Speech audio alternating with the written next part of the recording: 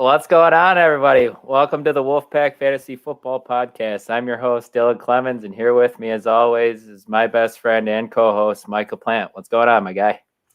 Nothing much. How about yourself, man? Nothing. Just ready to talk some football since we haven't been able to all season. As everyone could see, we're kind of down one person. We're missing Ike this week, but he had some technical difficulties. Hopefully, we could figure it out with him in the future, so we're not one man down every week. Yeah, that would be the key thing in this whole endeavor. I also, if you don't notice, we're also trying something else new. We're coming at you live streaming this time around this season. Yeah, hopefully being able to live stream every week. Ideally, we like to put the show out on Friday nights.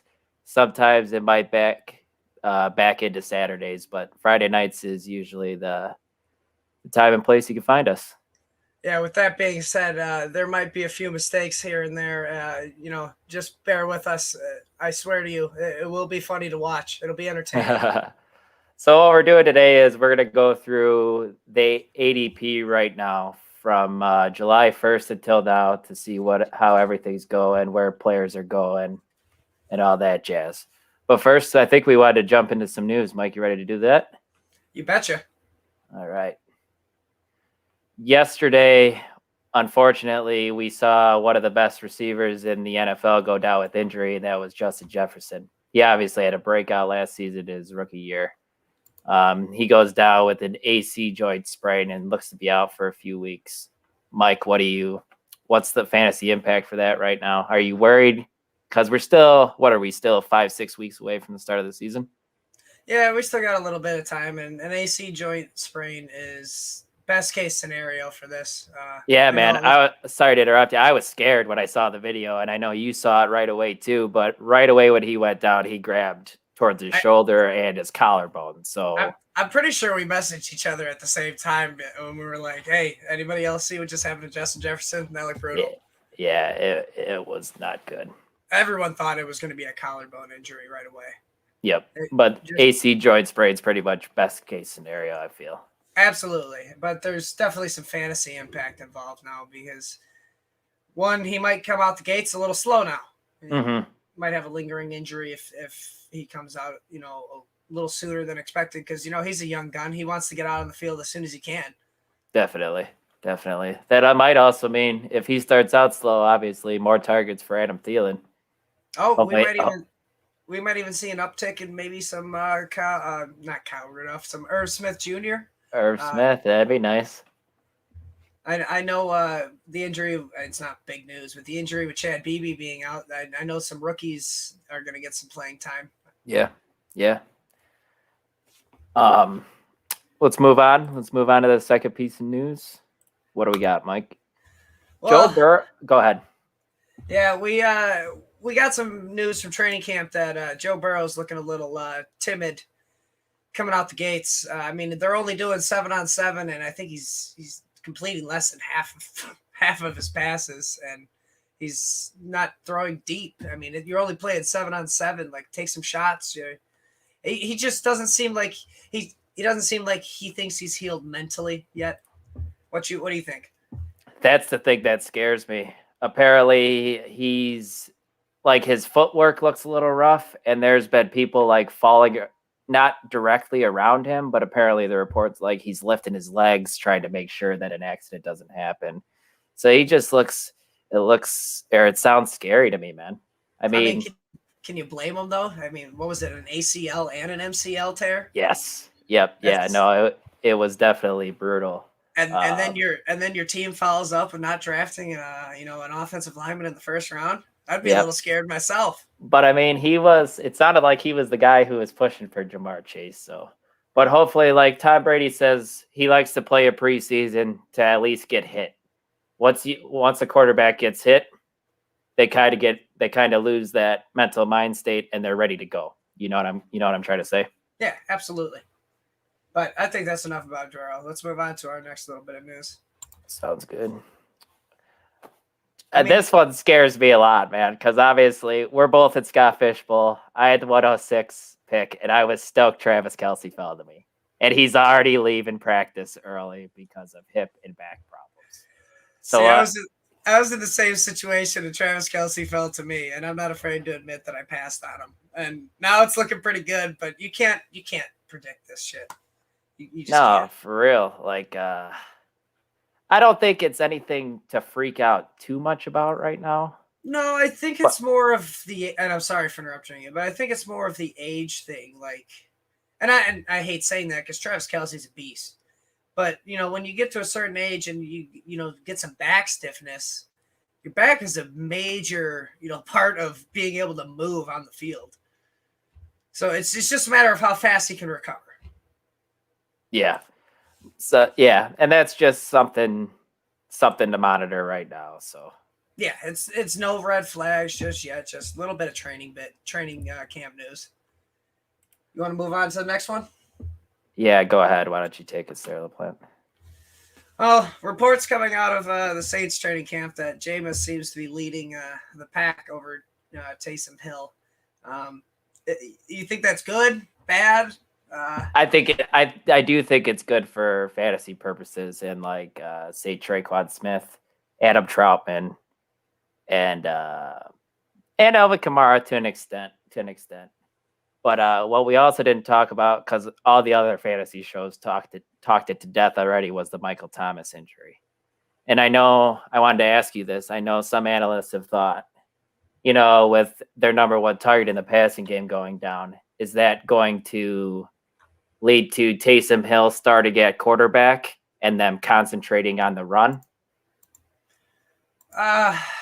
If Taysom Hill is leading the pack, yeah, they're probably going to do some form of an option run play, and Taysom Hill is just going to eat away at Kamara's value, in my opinion. Definitely.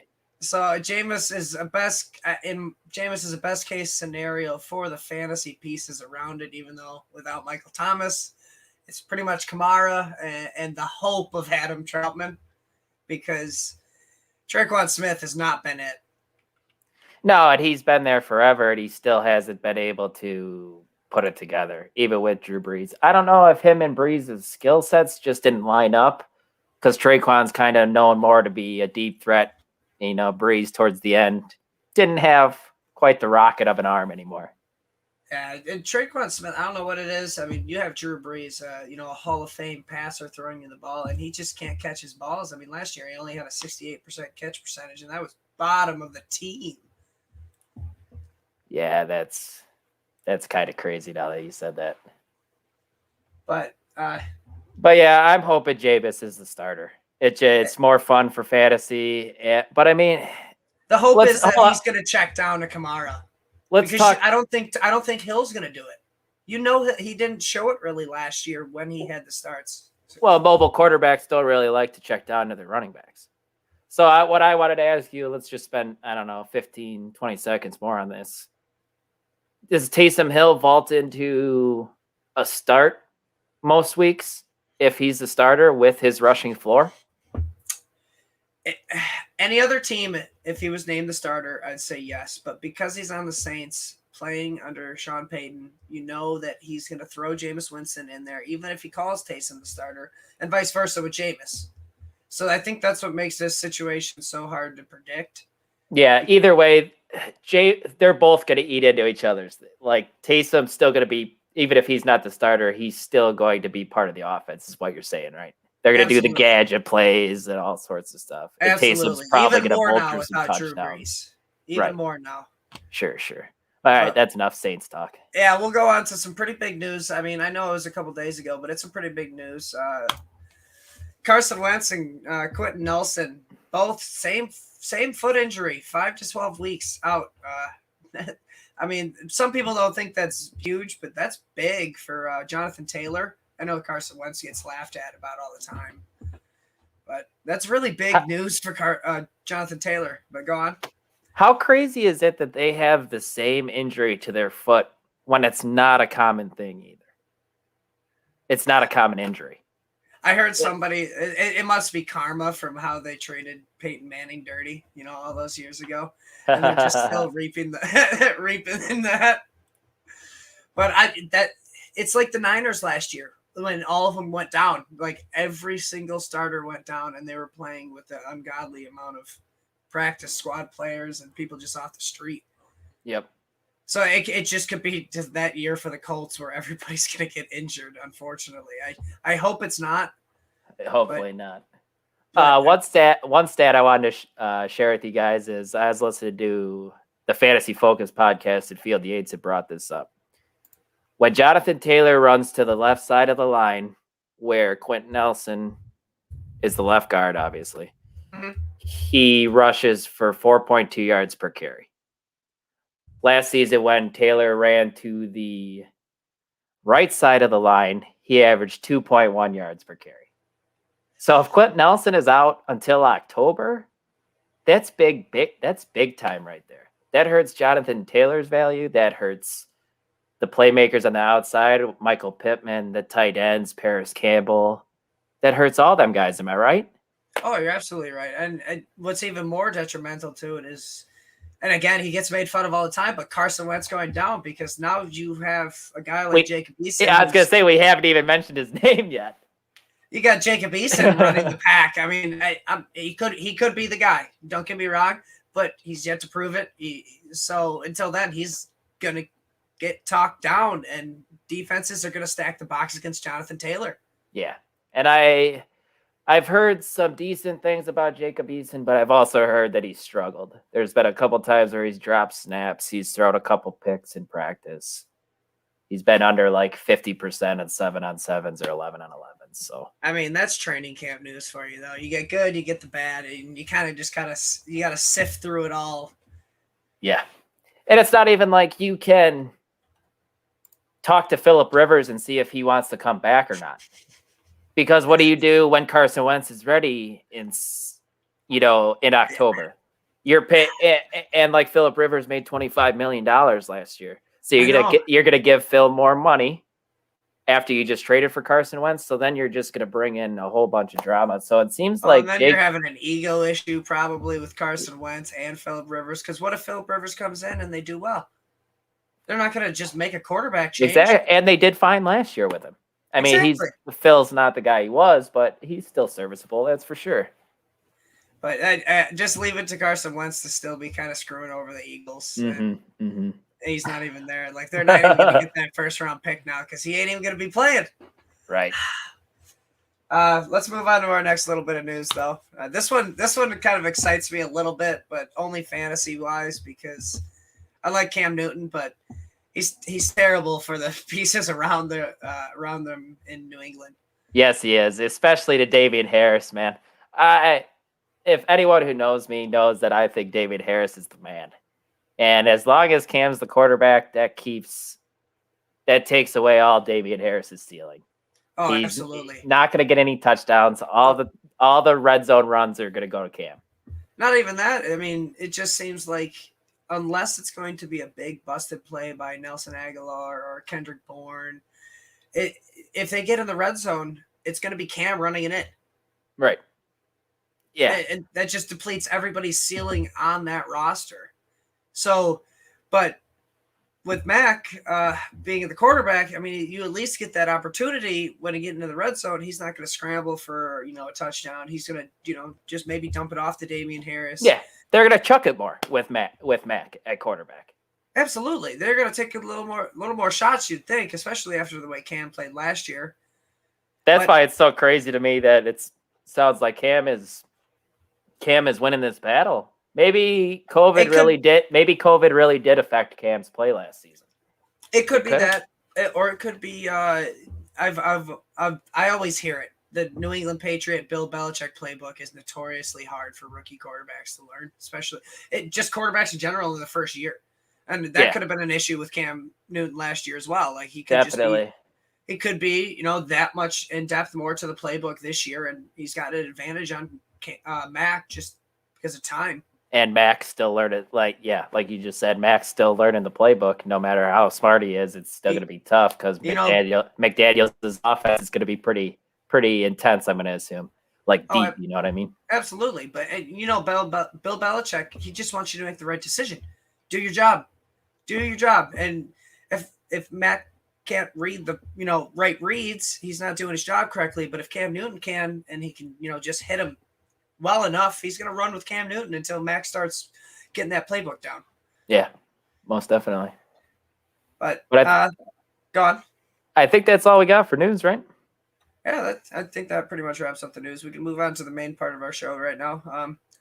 The ADP likes. All right. Well, let's start with quarterbacks. And looking at the list, we're going off the ADP on NFC.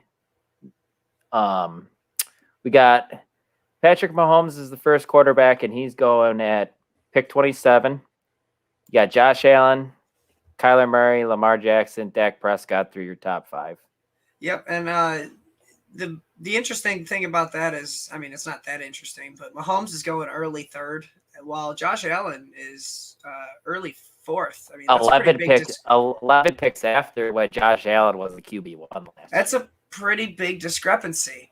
It really is. But that you're not big on. I mean, but third round, Mike. Does Patrick Mahomes intrigue you in the third round or no? Or are you waiting?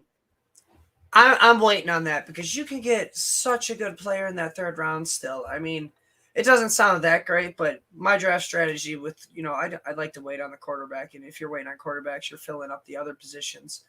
And you're getting a top tier running back or maybe even a top tier wide receiver through that first or second round. And then you're going to get a player like, maybe J.K. Dobbins, DeAndre Swift, Keenan Allen, Terry McLaurin. I mean, you might even get lucky and get a George Kittle. I'll take a George Kittle over a quarterback because that tight end positional value is just, it's above and beyond having such an early quarterback draft. I agree 100%. 100%. But if those quarterbacks do fall and you see value, say Mahomes falls to the 4th or 5th round after you have two running backs, a tight end, and a receiver, or depending on how you build a roster. I mean, if the value is there, take him. Yeah, I mean, if the value's there, you always take him. That's the only reason I like those running backs there because I already have a solid top tier running back. Let's say in Derrick Henry or even a back like Saquon Barkley who's falling in the back of the end of the first round. I'll take. Go on. Go ahead. I'll take the Saquon Barkley and a DeAndre Swift who's going to get the volume as my RB2. That was something we should have talked about in the news, is them saying that they're going to ease Saquon in. That was one thing that we forgot about. I mean, they're going to cut his workload. He might not even be ready for the first week. Did you see that? No, I mean, I'm not surprised though. I mean, he's due for an extension. They don't want to rush him, get him injured again, and then have a reason not to extend him or not keep him. Because he is a game-changing back when healthy. Oh, totally. That's what I get so upset because people forget about Saquon Barkley. Like, 2 years ago, even as a rookie, he was number 1 out the gates as your fantasy running back on a crappy Giants offensive line with Eli Manning just kind of dumping it off to him. Exactly. That's what he needs Danny Dimes to do when he's. Why can't he do that again if he's healthy? Yeah. That's the only problem he's had so far. And I mean, it's just insane to see him fall as far to grace as he has, and then see Christian McCaffrey, who missed almost as much as him last year, still remain that 101 pick. Yep. But I mean, he deserves that 101 pick. Yeah, and it was back-to-back years where Saquon's been banged up, so it's kind of leaving a bad taste in his own. It is. It's definitely recency bias. Well, let's jump back into the quarterbacks because we definitely went off topic, and that was. It's hard not to when I'm shooting the shit with you. Yeah, definitely. But after the first 5, Dak is the 5th quarterback going, and he's going with the 49th pick. But then you got Justin Herbert all the way at the 61st, so there's another tier break, so there's 12 picks in between those two. And then you got Russell Wilson at 7, Tom Brady at 8, Aaron Rodgers at 9, and Stafford at 10. And then Jalen Hurts at 11, and then Michael Platt, you're like Ryan Tannehill as the 12th quarterback off the board at pick 87. You like Tannehill at that value, huh? I really do like that value. What is he? QB 12. QB 12 coming off the board, and he's got 2 top end wide receiver ones on his team that's capable of putting out wide receiver 1 seasons. Plus, he's got somebody like Derrick Henry to ease the load off, so he doesn't have to carry the offense. And he's been super efficient since he's got there. Right. And to get him in the early 8th when you've already loaded up, your 2 running back spots, 3 wide receivers, maybe even your tight end, and you're gonna fill out your last spot with Ryan Tannehill. Give me that. I mean, you didn't even talk about the addition to Julio Jones in the offense. I mean, that was the second wide receiver. I was okay. talking about. I just didn't mention his name. Sorry. Sure. But I mean, it's very capable. I know everybody's down on him this year because last year he was so banged up and he's over 30. It's Travis Kelce's over 30. He just got banged up and nobody cares about him. Right. Julio's a monster. I like their offense, man, this season. Especially their defense wasn't good last year, and their defense got worse.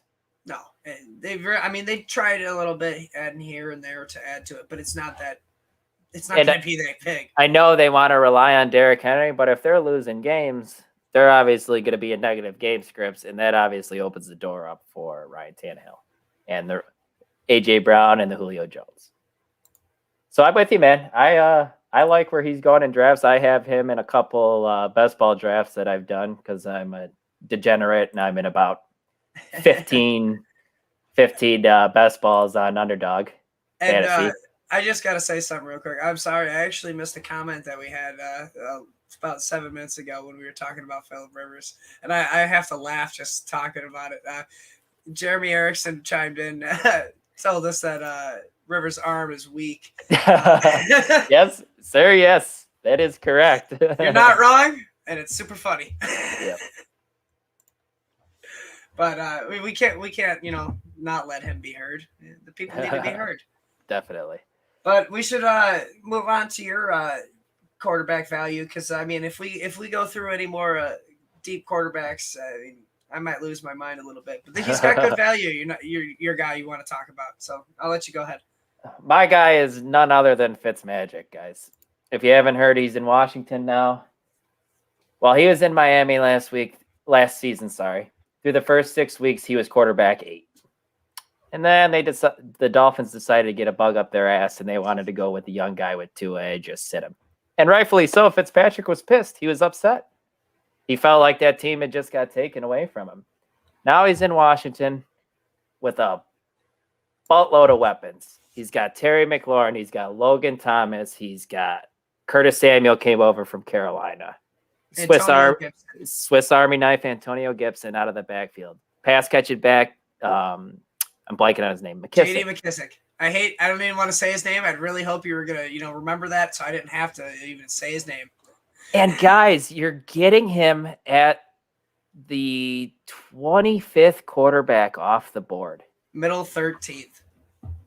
You're almost getting him for free. If you're one of those guys who like to punt quarterbacks and you like to build strong roster construction everywhere.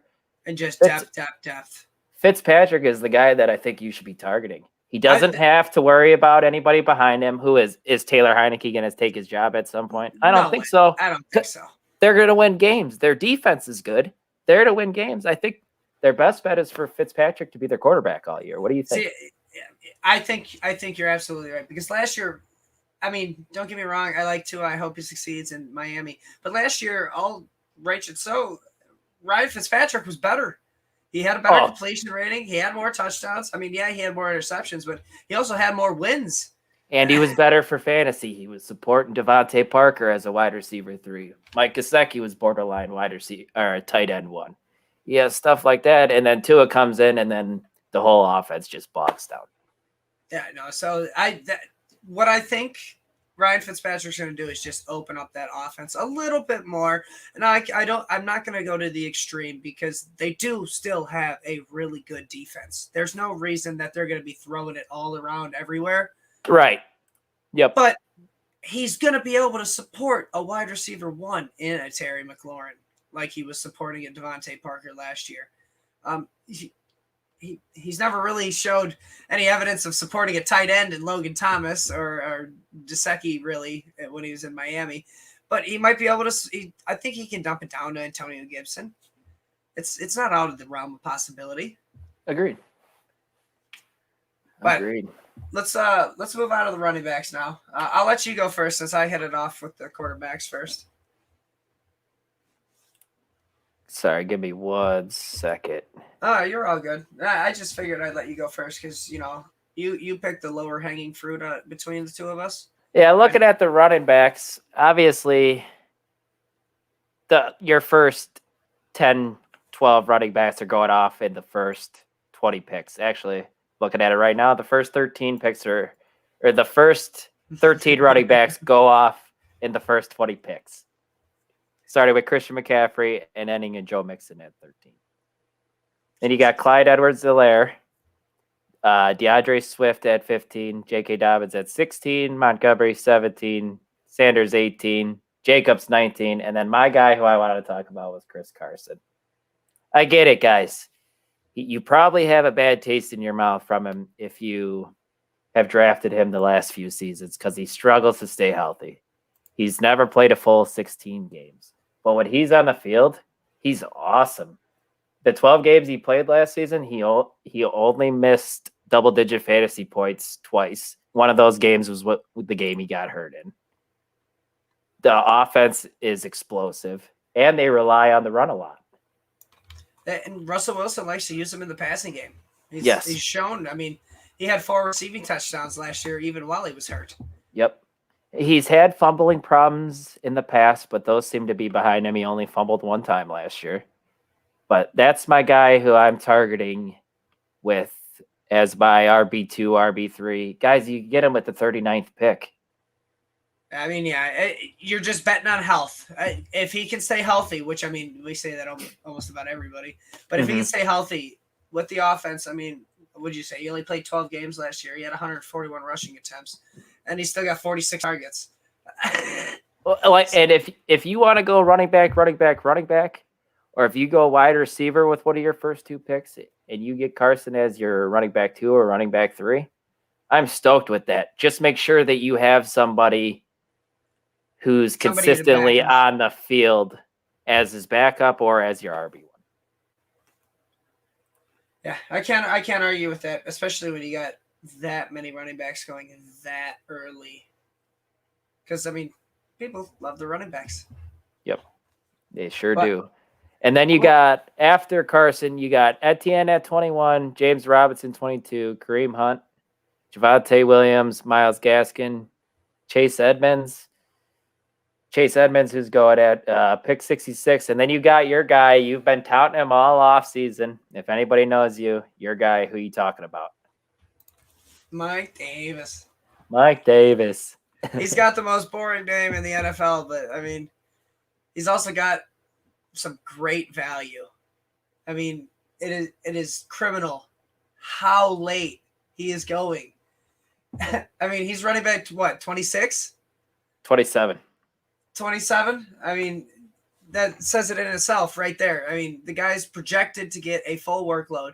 The Falcons did not sign anybody of relevance besides maybe Cordell Patterson. Woohoo. He's Todd Gurley last year in this offense. He was garbage. I mean, respect to Todd Gurley. I mean, double-digit touchdowns, though, right? Is that what you're getting at? Well, it wasn't double-digit touchdowns, but he had 9. He had 9 touchdowns last year, and he was nobody really wanted to play him. The ghost of Todd Gurley. Yeah, I mean, he didn't even get a receiving touchdown, but he still got 34 targets. I mean, so it's obvious that this offense wants to use a running back, especially, and I haven't even talked about it, but Arthur Smith coming to town. He likes using the running back just as much. Oh, yes, he does. As long as Davis is on the field and staying healthy, man, he's going to run him some more. He's no Derrick Henry. Don't get me wrong. No, he's not. The one thing that Arthur Davis has shown, though, he can turn an offense into an efficient offense. Mm-hmm. And an efficient offense can benefit a running back, a wide receiver, and the quarterback. So getting Mike Davis at running back 27, you're going to get him as a flex start every week probably, unless he's injured, obviously. You're looking at guys going around him. You're looking at Chase Edmonds, Myles Gaskin, Javonte Williams, Kareem Hunt, and James Robinson. Yeah, like the only one that you named right there that's getting a workload with him is probably Gaskin. Exactly. I'm taking Mike Davis over all them guys. I agree with you. I'm not going to reach on him, but if you wait a little bit on running back and you end up with Mike Davis as your running back too, in what round is he going? Oh, in the sixth round, you get him as your running back too. That's outstanding value. Especially when you're going to be that top heavy with wide receivers. Agreed. And like you said, should be a very efficient offense. Talking about wide receivers, let's move on to our likes for our wide receivers. All right. Why don't you roll through ADP for a little bit, LaPlante? Well, for the ADP, I got, we wanted to be a little dangerous. Yeah, we definitely went a little deeper with our likes for receivers here. We didn't want to, pick all the low-hanging fruits on the branch. So I went with Corey Davis, wide receiver 51. I mean, yeah, you heard me right, 51. That's crazy. He's a number one in the offense, in the Jets offense. They paid him to be the number one. It doesn't sound like Denzel Mims is getting much love. Jamison Crowder ain't getting much love. He got his contracts cut. Yep, pay cut. I mean, Elijah Moore is going to be involved, but he's going to be the slot guy. He's going to be taking all the underneath. Is he, though? Is he going to be the slot guy? Because that's where we want him to be, obviously. That's why we wanted to see. I mean, I don't ever want to see people lose their jobs, but we kind of wanted to see Jamison Crowder move on, right? So we could see Elijah Moore in the slot. I was really hoping he'd move on to the Packers. Something, man. Something. Even the Bears could use a slot receiver still. After trading away Anthony Miller's bum ass. I would have taken Jamison Crowder over Randall Cobb any day of the week. Just not A-Rod's boy, man. I don't understand why he even wants him. But let's talk about your boy, Tyler Boyd. Guys, Tyler Boyd's value is incredible right now. Weeks 1 through 10, when Burrow was on the field, he was wide receiver 18. Once Burrow went off, he tanked. Wide receiver 66 for the rest of the season. I had him. I know. I felt it. I went. Yeah, that's tough. The crazier thing to me is that Jamar Chase and T. Higgins are going as wide receivers. Their ADP is the 56th and 57th player off the board. You know where Tyler Boyd is going? He's a slot receiver in the offense. He's going as the 86th player off the board. See, you're telling me... Well, sorry. What I'm trying to tell you is that Boyd is the best value in that offense. I like Higgins and I like Jamar Chase, but they're going too early for me. Way too early for my taste as well. Especially where Boyd is going. And he's obviously going to be the target hog. He's in the slot. I mean, to be honest with you, all three of these guys, they all got 100-plus targets, and that was with Joe Burrow out. I mean, there's so much potential here for Joe Burrow to support all three of these guys.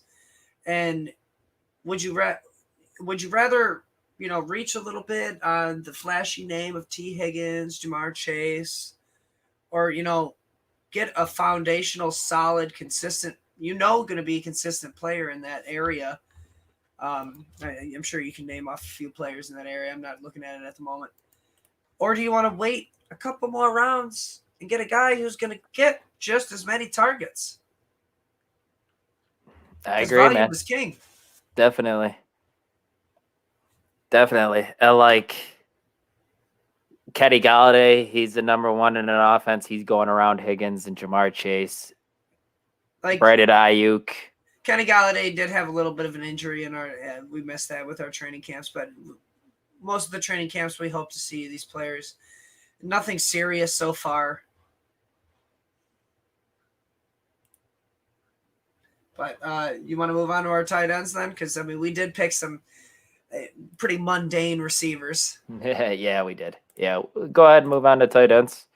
Obviously, you got your big three with Kelsey going as the 8th pick overall. Then you got a big gap. Darren Waller, 22nd pick. George Kittle, 30th pick off the board. And then there's that teardrop again. There's 33 picks until another tight end goes off the board, and that's Kyle Pitts. And then LaPlante, the guy you wanted to talk about, is 5th at ADP right now. Yeah, now that I'm looking at it too, I kind of even want to change it to Kyle Pitts because I like Kyle Pitts. I didn't see that much of a teardrop on Kyle Pitts. Dang. But my guy I'm talking about is Mark Andrews. I mean, we've already seen it with the Baltimore Ravens and Lamar Jackson. Mark Andrews is the number one target for that team. I mean, at least for Lamar Jackson. Marquise Brown had over 100 targets last year, and I'll tell you what, you didn't really notice that. But Mark Andrews had 88, and he was way top more 5 noticeable. tight end. Yeah, way more noticeable because he's going to be the guy that Lamar Jackson looks to in the end zone if he needs if he doesn't want to run. Maybe he's tired. Yeah, to get him at what, tight end 5? You're getting him at tight end 5, pick 65. Pick 65. I mean, late 5th, early 6th round, right? Yeah, that's not bad for a positional tight end value, and you're not reaching too hard on a Kelsey where you're gonna miss out on somebody like a Barkley, Austin Eckler, who we both love, Nick Chubb, who I love, or like even Darren Waller when you can still get a DK Metcalf, AJ Brown, and I like Kittle this year, because he's being slept on a little bit because of his injury last year, but I think I like the potential of Terry McLaurin, as we were talking about earlier with Fitzy. My guy. And CeeDee Lamb, all great things coming out of camp for him. So to be able to get one of those players and still get a guy who has shown you to be a top 3, top 5 tight end before with Lamar Jackson when he's hot and moving, I'll do it every day. No, most definitely. How about your guy? I know you're gonna probably get a little shit about this one. So then you got Mark Andrews, fifth tight end off the board. Then you got Hockenson 6, Goddard 7, Fant 8, Logan Thomas 9. Those guys are all going in the 6 through 9 rounds, and then there's a big teardrop again between 15 picks between Logan Thomas at 9, who I'll get into a little later. I'm not too fond of Logan this season. But my guy that I wanted to talk about is Tyler Higbee. Guys, Stafford went to LA, so it's going to be improved quarterback play. I know everyone has a bad taste in their mouth from what Higbee did to him last year. Everyone, Tyler Higbee, Tyler Higbee, tight end. He's going to be top 5 tight end, all this. All he did was disappoint. He showed flashes early. Week 2, Gerald Everett was out, of course. Tyler Higbee, I think he had 6 or 7 targets. They caught 3 touchdowns. Completely blew up that week. But unfortunately, with Jared Everett's presence there, Higbee wasn't able to capitalize for that for the rest of the season, so he was a little bit of a disappointment. Luckily, Everett's out of there, and he's in Seattle. So if you punt the tight end position and you're waiting later in drafts, 11th, 10th, 11th, 12th round, Tyler Higbee's the target or the guy that I'm locking in on. Yeah, I'm not as keen on him as much as you, but I can absolutely see where you're coming from with the value on punting out a tight end and just stacking up with depth of wide receiver, running back, maybe through a flyer on a quarterback in those later rounds. I probably should be drafting tight end early just for the positional value, but I know you and I have talked about this. I really like my teams when I wait on tight end and don't go to tight end early. I feel like you were saying, I feel like if you draft a tight end early, it hurts the depth of your other positions, if that makes sense. It really does. It absolutely has the positional value if you get a player like a Travis Kelce. But then you have to completely change your draft strategy to kind of cater to picking a tight end in the first round, second round, because you're missing out on a first-round running back that's going to get that 3-down running back value, or you're missing out on that tier 1 of the wide receivers in Devontae Adams, Tyreek Hill. Calvin Ridley, maybe even this year. Yep. Then you're kind of if you're all of a sudden you're scrambling to make up for that position, and all of a sudden you're in the dead zone, and then you're making bad decisions in the dead zone. Like, even if you're taking George Kittle, who's the 30th player off the board, guys going behind him, Keenan Allen, wide receiver 1 upside. Terry McLaurin, wide receiver 1 upside. Allen Robinson, wide receiver 1 upside. Hell, even CeeDee Lamb has wide receiver 1 yes, upside. And you're passing on that for a tight end who is solid, obviously, but there's just, I don't know. To me, there's just so much more. You only have to start one tight end. In most leagues, you're going to have to start at least 2 wide receivers, possibly 3. Sometimes then you got flexes to worry about. Yep, agreed. You don't have to start a tight end in more than one spot. Majority of the cases, unless you're playing tight end premium, then obviously you reach on these guys. Yeah, and you want to attack the tight end position more in tight end premium. Or if you're like me, you just still kind of say fuck it and just you're drafted Tyler Higbee and Gerald Everett. Well, that's the whole point. Is we're kind of looking for that. Last year, we're looking for that Darren Waller. Everyone was like, "Oh, Darren Waller, he was kind of an anomaly. It's not going to happen again." And he kind of slipped into like that 5th, 6th round a little bit, and nobody thought it was going to happen again. And boom, he was tight end 2. Oh, he was awesome. He's awesome. Won you a fantasy championship. Yes, I appreciate that one. Yeah, thank you, Darren Waller. It's nice when you don't have to set the tight end position, but it's also nice when you can wait on a guy that's going to fall to you that could possibly be a number 1, number 2 option on that team. Right. Before we jump into the dislikes, Mike, do you have anybody that you want to talk about that you just love where they're going? Like, I'll start off. It was close. But see, Clyde Edwards-Helaire, he's going as the 14th running back off the board, guys. I get it. He disappointed people last year because he was being picked as a top 5 running back, but he's going as the 14th running back off the board.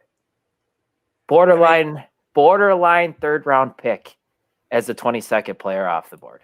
I'm trying to grab him everywhere.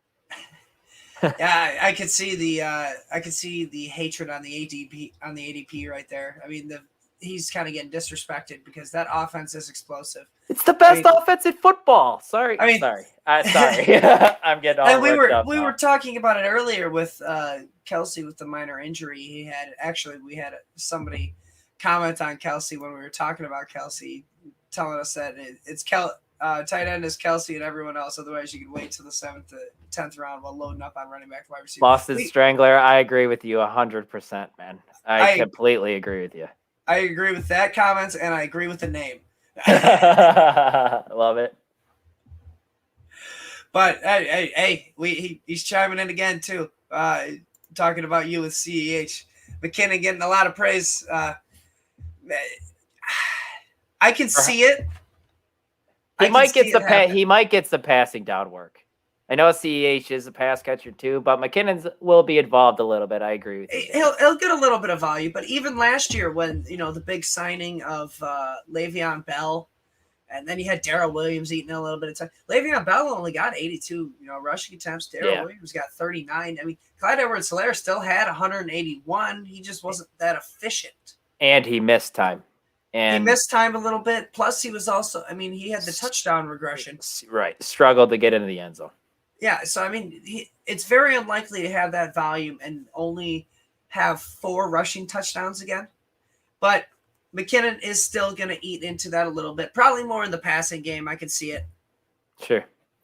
Appreciate you chiming in, bro. Yeah, absolutely. We always love talking with the fans. You got anybody on the plan or no? Or do you just want to move into the dislikes? Just a random one, I guess, and we talked about him just a little bit. He's just not as high on my radar. Myles Gaskin. He was going around that range of Mike Davis. Mm-hmm. And we talked about him. They didn't really add anybody in Miami. They wanted to. Apparently, we heard they were trying to trade up for they were going to draft Javonte Williams, and Denver hopped in front of them, correct? That's what it was, I'm pretty sure. But then they didn't make any moves afterwards, didn't sign anybody. I mean, they got Malcolm Brown. Woohoo! Yeah. Apparently, he just seems like a vulture that every coach loves. Oh, I feel like he's going to play that Jordan Howard role that everybody loved. And like what you brought up, Myles Gaskin, he's going as the 25th running back off the board. You have guys like Javonte Williams, shared a backfield. Kareem Hunt, shared a backfield. James Robinson, Travis Etienne, all sharing the backfield, and they're the 4 picks before Even Gaskin Chase off Edmonds. the board right now. You got Myles Gaskin just sitting there, and he's got a full workload, guys. I agree with you, and that's a pretty solid pick there in the 6th round. I think we got one more comments here from the Boston Strangler, and I want to talk about it a little bit. You can see it now. What do we think about Carter from the Jets camp stepping up above all the others? What I guess that depends on what do you think of Tevin Coleman and I think Michael he can't P. stay Ryan. healthy. I agree, but I feel like he's just been a pest wherever he's been. In Atlanta, he peaked the ceiling of Devontae Freeman. In San Francisco, he peaked the ceiling of Raheem Mostert and Jeffrey Wilson and whoever else was there.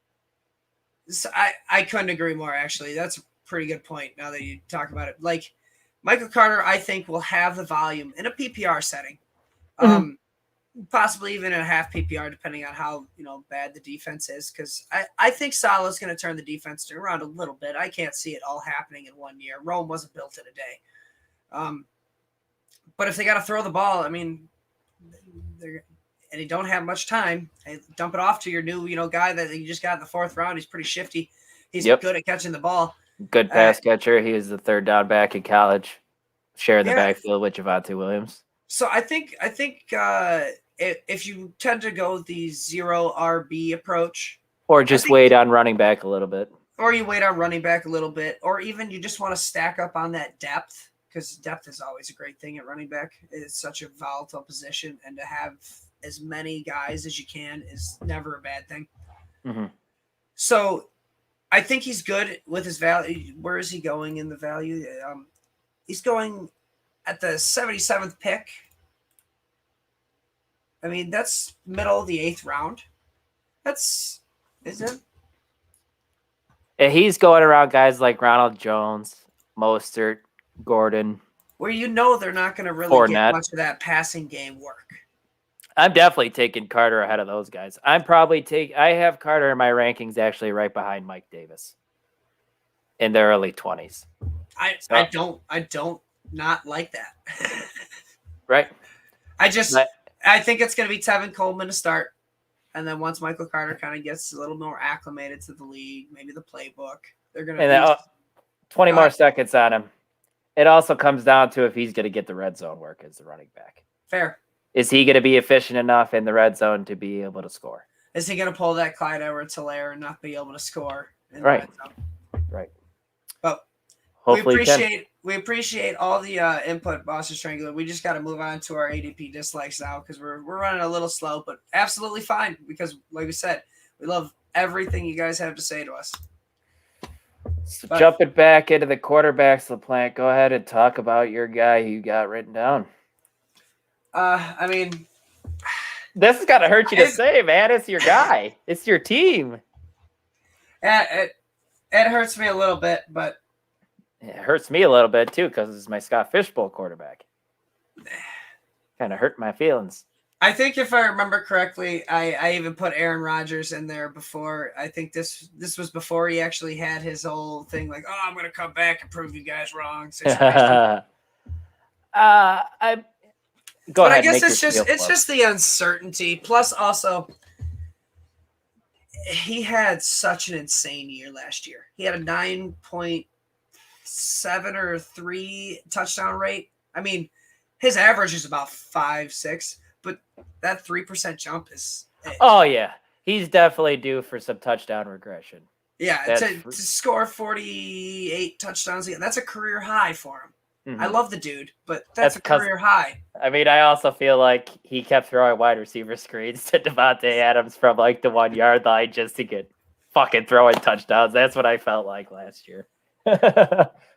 Like, and you would think with the defense in Green Bay, and I'm not just being a homer, their defense got better. Defense is good.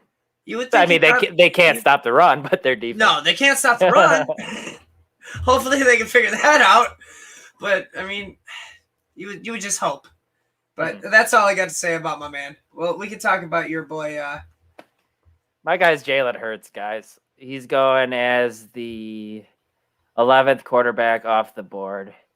He's going ahead of guys like Ryan Tannehill, who LaPlante talked about earlier. I'm taking Tannehill over him. I'm taking Joe Burrow over him. Every time. Matt Ryan, that's a little closer for me. Not a big fan of Matt Ryan. I get it, Hurts. I get it that Hurts has a solid floor every week because of his rushing ability. But guys, the man only completed 52% of his passes last year. That's I want to say that was the worst out of. I know he only played 5 or 6 games.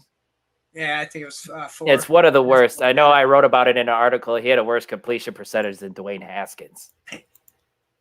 That's not what you want to hear, folks. No, he doesn't have any weapons. His number one guy, Devonta Smith, we didn't talk about this in the news. He sprained his ankle.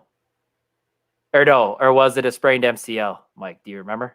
Can you check that real quick? I think it was a sprained MCL. I think you're right on that might even be worse than a sprained ankle. But already he's banged up. Jalen Reagor came into camp. I don't know if you saw this. Did you see his sick catch, though? I did. But before that, he failed his conditioning test. His best 2 weapons, just like for Wentz, are his tight ends. A good thing for him, Zach Ertz is still there, even though he's been in trade talks all offseason. And Dallas Goedert's there still. I mean, and even so, Zach Ertz isn't that appealing. No, I would rather take a safer guy than Jalen Hurts. And I mean, even so, like, there's no guarantee that if he does bad, that he's gonna get yanked. Joe Flacco. Woo! He's not guaranteed. I mean, he was a 2nd round pick, if my mind serves me correctly. So I mean, he's not guaranteed the job. In fact, he's so much not guaranteed the job that Boston Strangler chiming in again. I love his enthusiasm. Bingo. I was just gonna say that. The Eagles supposedly in talks with Houston for Watson. I mean, yes. Why are you gonna depend on Jalen Hurts if you're talking about going to get Watson? Agreed, if you felt confident in him, why are you even trying? Just to touch on that quick, do you believe Watson's going to play this year for somebody? Or are we going to see him like I'm trying to remember. Commissioner's exempt list? Yeah, we saw someone else get thrown on there. Josh Gordon, right? Or it might have been. Yes, Josh Gordon. I think even Johnny Manziel made it onto that list. Perhaps. Yeah. Like, they're not in legal. Well, he still might be in legal trouble, but it's still under investigation. Goodell still has the opportunity just to say, "Hey, man, you're not playing at all this season." It wouldn't surprise me, but it also wouldn't surprise me if he did it the other way too, because I've seen both cases with it. I mean, they did it with Tom Brady a little bit too when he was having his issues with his cases. I mean, like, he was fighting it and whatnot. Then they're like, "Oh, we'll give him four games." Or even Zeke the one year, like, he fought that and he got to play 8 games that ultimately ended up hurting him. Right. But I wouldn't be surprised if Deshaun Watson, because this is all speculation. They're allegations. Nothing's been proven yet. I mean, there might be a little more than speculation because he's trying to settle outside of court and stuff. I get it, but everyone's guilty. I mean, innocent until proven guilty. Yeah. And he's got to have a fair trial at least. Yeah, we shouldn't get too much into that because we're kind of speaking out of turn. We're not smart enough to be talking about terms. But we do always appreciate the input, Boston. Yeah, man, I agree 100%. That goes into my argument even more that he's not even guaranteed to be the starter. I mean, he asked, is the risk of Hurts worth the risk for the ADP? No, he's not. Nope. No, I agree with you. Absolutely. It's just, you could get a solid look. Even here looking quickly, if I try to find Jalen Hurts, where are you, buddy? What are you looking at? Jalen Hurts, where's he going? Okay, he's going, like you said, Ryan Tannehill. I mean, yep. I'd take a Tannehill. I mean, I'd even take a Damian Harris who's going around that area. You got Ronald Jones. I mean, I like the depth there because then you can even still wait on a Joe Burrow, a Matthew Stafford, somebody who's done it before, who's proven it, because it's so big to have that proof that it's been done before. Mm-hmm. But we can move on to our running backs then. LaPlatte, go ahead. Your guy pops up on the ADP first. Who's your guy? It's funny that I think we had this before the news came out with Quentin Nelson and Carson Wentz. Yeah, I'm pretty sure as well. That's pretty funny. But Jonathan Taylor, where's he going now? If I look that up real quick, he is going running back 6. Man, that's so early. I like him. I like the talent. But now you got Marlon Mack coming back. You still have Nyheim Hines there. I mean, you got Jordan Wilkins. I mean, they've shown that it's going to be a committee for the most part. I mean, you had the benefit of Phillip Rivers last year, dumping off the ball to him. Is Jacob Eason going to do that?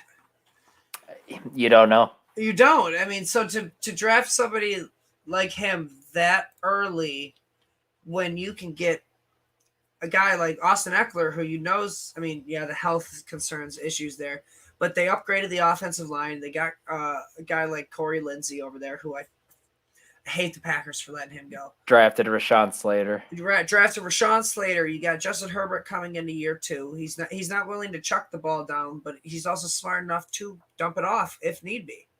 I'm taking Zeke over Jonathan Taylor. Just much safer, better offense. I kind of like Nick Chubb over Jonathan Taylor, even. And he's going later. If you follow me on Twitter at dclemens2222, I ran a poll yesterday actually asking who would you rather have in full point PPR, Jonathan Taylor or Austin Eckler, and it surprised me. So I think we might catch some hate on this. 53% of people still said Jonathan Taylor, but I personally disagree. I think Austin Eckler has a higher ceiling. I think he does too, just because, and I kind of going against the grain now because I'm saying, we want proof. But Jonathan Taylor's proof last year was a little suspect. He had the benefit of getting more volume due to the Marlon Mack injury. And then when he had his crazy run, he was playing teams like the Lions, Houston. And this is what fires me up, Mike. Jonathan Taylor arguments that never gets brought up. But as soon as someone says David Montgomery's name, what's the first thing that someone says? Oh, shit schedule. He tore it up at the last 6 games because it was a shit schedule. So did Jonathan Taylor. So did he. No, you're absolutely right. And I guess the only reason why people, me. And Taylor struggled early in the season. Well, the only reason I don't really like Montgomery is the fact that he got 84% of his team's rushing attempts last year. That's asinine numbers. It'll go down a little bit. Oh, it's absolutely going to go down. But he benefited from the schedule as well. Yeah, for sure. Cohen's struggling to come back a little bit, but the Bears also signed Damian Williams, and he's just not going to just be there. He'll be involved a little bit. So I agree with you there. So who's next here on our list? I got my guy who we got is J.K. Dobbins at running back 16. Guys, I talked about Chris Carson earlier, who is going at 20. I'm taking him over him. David Montgomery, taking him over him. He's in a split backfield. They just re-signed Gus Edwards, gave him a decent contract to be involved in the offense.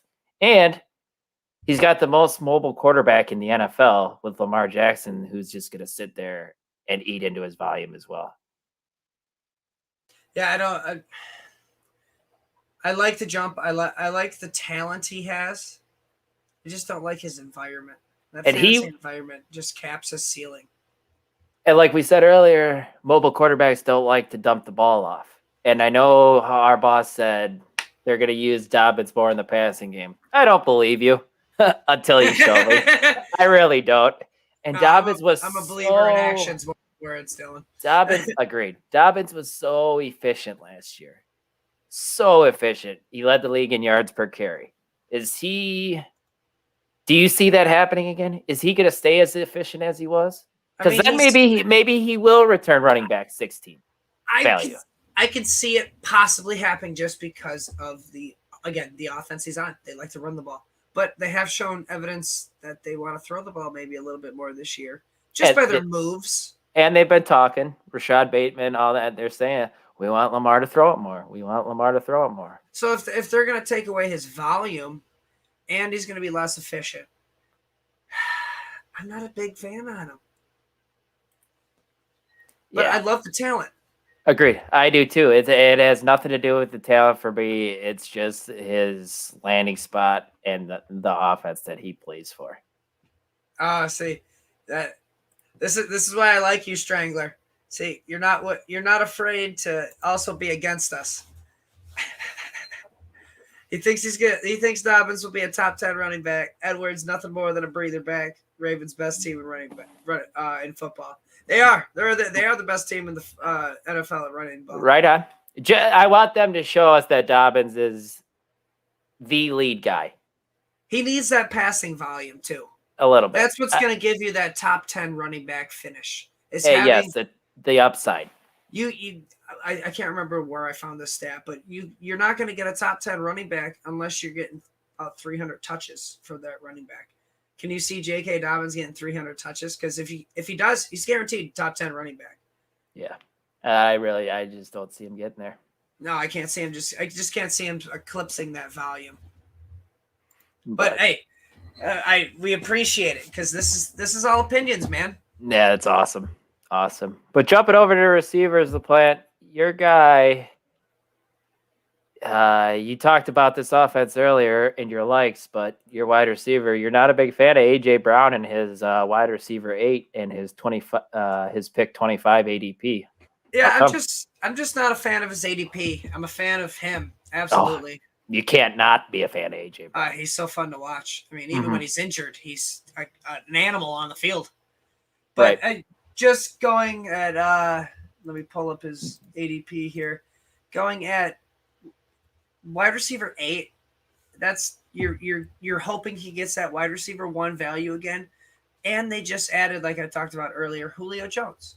So they're gonna throw the ball to Julio Jones a little bit more. So it's just a little too rich for my taste with his ADP. Go ahead, sorry. If I know it's not possible, but if the situations were flip-flopped and Julio Jones was in AJ Brown's spot and AJ Brown was in Julio Jones' spot, I would be ecstatic to get AJ Brown. But it's just that that these guys are both going to be wide receiver 1 target values, and it's just a matter if they get the volume to return that earlier value that AJ Brown is going. I get what you're saying. Are you taking AJ Brown? Are you taking Keenan Allen over AJ Brown? I like Keenan Allen more than AJ Brown. I do. Are you taking Terry McLaurin over AJ Brown? Absolutely. I love Terry McLaurin this year. Absolutely, yeah. I love him too. That one's tough for me. Like that, and who I'm about to ask, Allen Robinson or AJ Brown. That one's the tough one for me, just because there's questions at the quarterback. Oh, for sure. Allen Robinson gets the volume. I was gonna say he's gonna see 150 targets if he's healthy. For absolutely, he gets the volume, but it's the matter of the quarterback because I guess that's why I like McLaurin because I like Fitzy. I think he can do it. He can support a wide receiver 1. What was the other guy you said? Keenan Allen. I like Herbert. He showed last year that he can support a wide receiver 1 in Keenan Allen. Yep. And then the last guy who I just want to bring is CeeDee Lamb. You taking CeeDee over AJ? I'm still taking AJ Brown. That was a tough one for me. I love CeeDee Lamb. I love the talent of CeeDee Lamb. And I just love hearing all the great things out of camp from him. Crowded receiver room too, but I get that's the thing I think it is the crowded receiver room that's going to make me lean AJ Brown. Amari Cooper is a little banged up though. Off-season ankle surgery, a little slow coming out the gate. I know, but I agree. I'd take an AJ Brown even over if CeeDee Lamb. Amari's out, I still think Zeke is top of pecking order over him. Whereas it's the case if Derrick Henry was out, who's the number one guy in that offense, it'd be AJ Brown. Sure. Do you know what I mean? Mm-hmm. Mm-hmm. But let's talk about your guy. Yep. If you guys know me, this is not a surprise to you. I've never drafted him, and it might have been a detriment to me, but I'm just not a fan of the guy. Mike Evans. Guys, he's going as wide receiver 14. Last season, he had 2 games where he had 1 reception or 2 receptions, just saved by a touchdown. He's completely touchdown dependent. He had I think he had 13 last year. He's in a crowded wide receiver room with Chris Godwin and Antonio Brown. Evans is going 2 spots higher than Chris Godwin. I'm sorry, I'm drafting Chris Godwin over Mike Evans. He's just going to see more volume. He might not catch as many touchdowns, but I don't want to rely on a touchdown dependent player every single week. I'd rather see the volume. And then you have Antonio Brown. You know he's talented. He's just a little. He's going as wide receiver 42. 30 wide receivers are being picked between those two. And you know he's going to be a part of the offense. That's Tom Brady's boy. So for me, it's just tough drafting Mike Evans at that price point. Yeah, at that price point, he only got 109 targets last year. I mean, it's just a hard price point. He's going ahead of Robert Woods. No, I'm taking Robert Woods over him. He's going ahead of Julio Jones. I'm taking Julio over him. Hell, yeah. I'm taking DJ Moore over him. Yeah, I'm taking the upside with DJ Moore. Evans is just not someone who interests me and has never really interested me. But let's wrap it up, LaPlante. Let's jump into tight ends. Who's your guy here for tight end? I mean, honestly, we could talk about tight end dislikes all day, every day. Because, anyone after the top 5. Anybody after who we talked about, what was it, Kyle Pitts, Mark Andrews, all that. We could talk all day about all of them. But to nail down just a little bit harder ones that I guess are kind of just where their ADP is at, because you can find a little bit better value in different positions where these guys are going at. But my guy is Dallas Goedert. He's going as a tight end 7. What we just talked about, top 5, you're good. Anything after, you're guessing. Yeah. Sorry. Where's he go? What round is he going? It's mid 7th. He's going around. I can't remember the exact pick it was, but he's going mid 7th, 85th overall. I mean, you got players like Tyler Boyd, who we talked about. He's going to see 100 targets easily. Curtis Samuel. Rather have Curtis Samuel. Curtis Samuel. You're going to get Visca. I'd rather have Visca. Brandon Cooks. Rather have him. I think I'd rather have Brandon Cooks. I just don't like the offensive use. No, nobody likes the offense. Yes, I mean, you could find better value later at tight ends. Because there's no guarantee that Dallas Goedert's even going to see that volume with Zach Ertz still there. I want to say that ADP. I mean, Zach I get Ertz it. He was going to 72 targets last year. That was more than Dallas Goedert.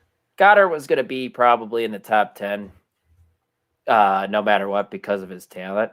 But I feel like this ADP had a lot to do with the Zach Ertz trade rumors all off season long as well. He's not just going to disappear.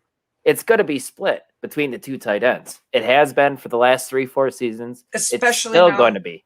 Especially now with the news of Devontae Smith with the injury. I mean, they're going to probably try to include Zach Ertz a little bit more. And it's probably not going to be very good. No, I agree. That offense is not something that I love in fantasy, that's for sure. No, not especially now. But that's enough about that terrible tight end value. Let's go to your terrible tight end. My last guy is Logan Thomas. Yeah, I don't hate Logan Thomas. He had a breakout last year. Obviously, finished as tight end 3 or 4 last year. But now you could get him your last pick of your drafts last year. You picked him up off of waiver wire or whatever. Now he's going as the 97th player off the board. That's not something I'm interested in. I would completely rather wait and attack another position, especially with them bringing in all the weapons that we talked about. They brought in Curtis Samuel, McLaurin's still there, Diami Brown, and Fitzpatrick. I'm pretty sure, I'm not 100%. I don't know if we could check this at some time. He targets the tight ends the least out of any quarterback in the NFL. So those skill sets just don't line up to me. Thomas might be the red zone target, but once again, what I talked about, I'm not looking to rely on someone to score a touchdown every week to be fantasy relevant. No, there's just too many mouths to feed there this year. Last year, it made sense. They didn't have Curtis Samuel. I mean, they really didn't use Antonio Gibson that much. And then you had Alex Smith just dumping the ball off to McKissick. Yes. The value is just where he's going. The value just isn't there. Like as if he was going, say, if he was going in the range of Mike Gesicki, Robert Tonyan, and that in like the 112 through 117 range. Those are the guys going after Logan Thomas. If he was going in that range compared to 97th, then sure. You know what I mean? Absolutely. And you mentioned Tonyan. I mean, Boston coming in with some other nuggets. I mean, Tonyan thinks he thinks Tanyan's gonna have a good year with Cobb in town. I mean, I agree. I like Bob Tonyan too. With Rodgers back 100% to go, Tanyan's gonna have another solid season. Like I'm pretty sure I have him in my top 8 as a top 8 tight end. So I mean, why would you go and I mean you're not really reaching, but why would you go and get somebody like Logan Thomas when you can't wait on somebody like Tonyan? Exactly. Get him 3 rounds later, 2-3 rounds later than that. Maybe you get a little bit more depth in a certain position. You never know. Like I'd rather just take it's like fantasy football. Volume is king. I mean, depth on a roster is king. Mm-hmm. Agreed. 100%. I think that wraps up all of our ADP likes and dislikes, though. Unless you got any honorable mentions for the dislikes that you'd like to, speak your mind about. No, man, we're running a little long, so I think that's we should wrap it up here pretty quick. It's not sounded like we're gonna have an episode next week, unfortunately. We are going to be attending the Fantasy Football Expo actually in Canton that LaPlante and I are stoked to be a part of. So if anybody listening, come down, check us out at the Fantasy Six Pack booth. Come say hey if you're out that way. Yeah. Ignore just the part of the banner that says we will be back here next week. That is correct. We are going to be at the Fantasy Football Expo with our big boss man, Joe Bond. We're thankful that he invited us along. Mm-hmm. Yeah, it's gonna be an awesome experience. So yeah, we got about 11 guys from Fantasy Six Pack coming out. Should be a fun little, honestly, bonding experience. This is gonna be the first time we've all really, at least for me and you and Ike, that we get to actually meet him in person. Yep. There's supposed to be a lot of cool names at this expo as well. Hopefully, we can meet a person like a Matthew Berry and Ian Harkins. Mike Tagliere or something. That'd melt my mind. But yeah, guys, so we'll be back in a couple weeks. We appreciate you guys listening. If you haven't already, please like and subscribe to the podcast on Spotify, and please like and subscribe the Fantasy Six Pack YouTube channel. We'd appreciate it. And you can find all of LaPlante and I's work at fantasysixpack.net. And you can follow me on Twitter at dclemens2222. Mike, tell the people where they can find you. I mean, you can find me also at Twitter at @BeLike_Mike with 2 eyes. It's a little confusing because there's 2 eyes, but there's 2 eyes. Change that shit. I wish I could. I don't have that kind of money. But I just wanted to say thank you, Boston Strangler. You've been I appreciate all your input that you've had on the show, and that's a lot of fun, man. I appreciate the kind words you had, telling us that it was a good show, because we'll be honest with you, we were nervous. This is the first show for us doing live stream. So hearing good things, positive things is always great to hear. So we really appreciate that, man. Yeah, appreciate you. But we'll talk to you guys later. Have a good week. We hope to see you. We hope to see you later. You guys have a good one. Have a great night. Bye.